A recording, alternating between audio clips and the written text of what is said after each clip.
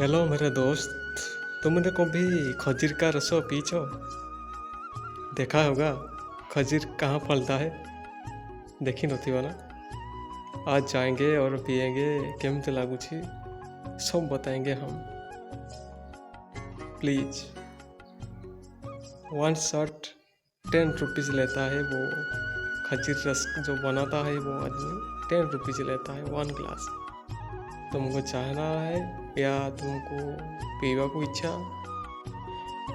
निश्चय आपण मो नंबर को कांटेक्ट करंतु और 10 rupees send this number. Okay. मेरा गाड़ी को 2 मिनट के लिए खड़ा कर दिया।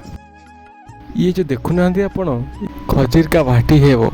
मैं फाइनली खजूर का भाटी का अंदर आ गया और ये गरा है और ये मग है।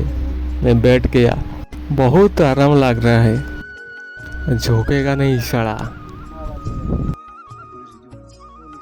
ये बेपो मार दिया रे। बहुत चिल है वो, पूरा बियर जैसा लग रहा है। ओ माय गॉड, कौन कला से चाखना भी नहीं जे वो। रह पीछे चाखना देखो भिकल अच्छी वो। मुई भिकल थी तो भूली गली। एटा डंकटा कि वो एटा को बड़ा निशा हो गला बे।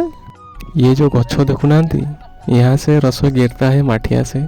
माठिया को लेकर आता है खजूर का भाटी को अंदर, वही मिलता है।